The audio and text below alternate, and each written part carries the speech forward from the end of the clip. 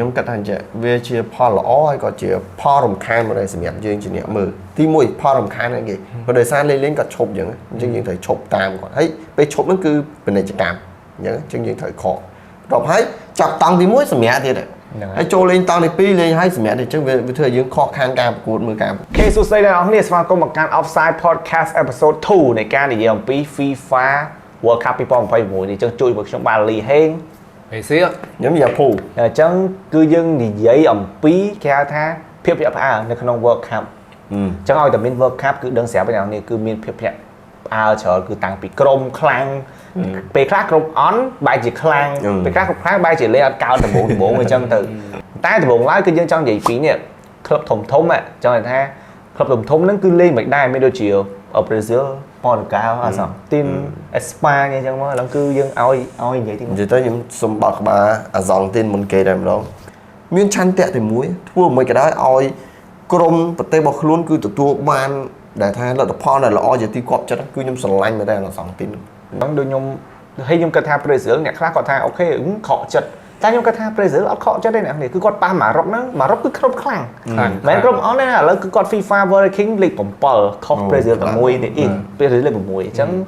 ខ្ញុំគិតថាមិនមែនគាត់អន់ទេគឺដោយសារតែគាត់ប៉ះក្រុមខ្លាំងហើយដល់ពេលប៉ះហេទីគាត់ធ្វើយើងមើលសង្ឃឹមថាគាត់នឹងបានលើក World Cup ឬក៏កូប៉ាមួយចុះដើម្បីខ្ញុំចង់ឲ្យប្រេស៊ីលឡើងទៅលេខ1វិញដោយសារតែប្រេស៊ីលដូចជាតាំងពីឆ្នាំ2000មកគាត់បានលើកពី World Cup 2002ហ៎2002ទៅនៅហ្នឹងហើយអូសោកស្ដាយមែនតើ2006ក៏អត់2010 2014 2000អូ2014សោកស្ដាយ2014ហ្នឹងគឺ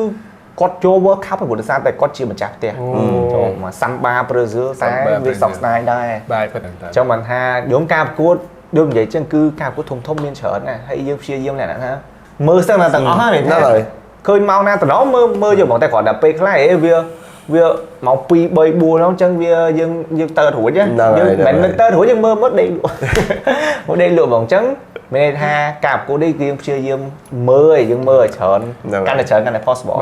ដល់នេះសម្រាប់ Coca-Cola Special for World Cup នេះគឺគាត់ទទួលយកគ្រប់អារម្មណ៍ជាមួយនឹង Coca-Cola នៅអង្គនេះដូចយើងនិយាយមែនអញ្ចឹងគ្រប់អារម្មណ៍សប្បាយ sad happy ខុសចិត្តអីហ្នឹង we all in this together តែពិសេសរបស់ World Cup ឆ្នាំនេះគឺ Coca-Cola គាត់បាន release 12K limited edition សម្រាប់ World Cup នេះហ្នឹងហើយ Mexico នៅហូឡង់ជប៉ុនកូរ៉េហ្នឹងគឺគាត់មានទាំងអស់ក្នុងអស់គ្នាបង្កើតមិត្តភាពគឺ Coca-Cola នឹងដៃយើងហើយធ្វើមិនទៀតយើងឈៀគ្នាលេងនិយាយទៅជាមើល World Cup ហ្មងទៅពេលយើងមើល World Cup ជុំគ្នាយើងកែសង់ទីនទៅហ្នឹងយកឆ្វេងតែតិចចិត្តក្រោយមើលសង់ទីនច្រឡំកាន់ប៉ូទុយហ្គាល់ទេអត់មានយើងកែសង់ទីនយើងមើលឆ្វេងមើលស្ដាំទៅលោកមានបងឬក៏អូនណាដែលគាត់កែសង់ទីនហ្នឹងទៅឈៀទៅឥឡូវចង់ទៅឈៀជាមួយអូនឬបងយើងឈៀតែ2នាក់ដោយសារតែ World Cup នេះគឺយើងធ្វើឲ្យយើងដើរក្នុងផ្លូវតែមួយ United in Football ដែរអញ្ចឹង Coca-Cola គឺជាដៃគូសហការផ្លូវការរបស់ FIFA World Cup ឆ្នាំនេះ2026ហ្នឹងហើយអ្នកនរនេះអញ្ចឹងអ្វីដែលថ្មីសម្រាប់ World Cup ឆ្នាំនេះគឺ hydration break គឺលេងបាន20នាទីជាងសម្រាប់ផឹកទឹកកិច្ចមិនដែលការផ្លាស់ប្ដូររបស់ hydration break 2026នេះបើតាមខ្ញុំគិតគឺវាជា rule ថ្មីរបស់ FIFA ដែលធ្វើឲ្យកីឡាករគាត់មានគេថាពេលសម្រាប់ច្រើនជាងហ្នឹងអាចថាមានកម្លាំងច្រើនជាងមុនអញ្ចឹងទៅព្រោះដោយសារតែពីមុនអត់មាន hydration break ទេអត់មានលេង45នាទីលេងសុទ្ធយកមកតែឥឡូវវាមានច្រើនទីដែរដូចជា3 4 5ទីដែរអញ្ចឹង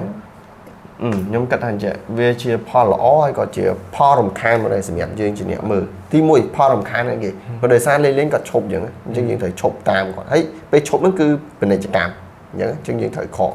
ដល់ហើយចាប់តង់ទី1សម្រាប់ទៀត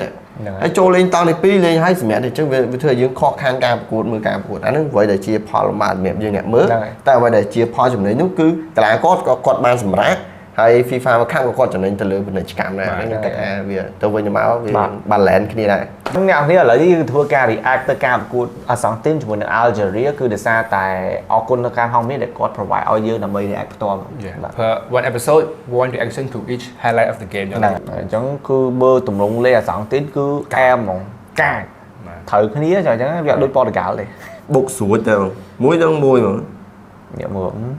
រត់យកបាល់លឿននោះមើលលើកស្អប់សាយអត់សាយ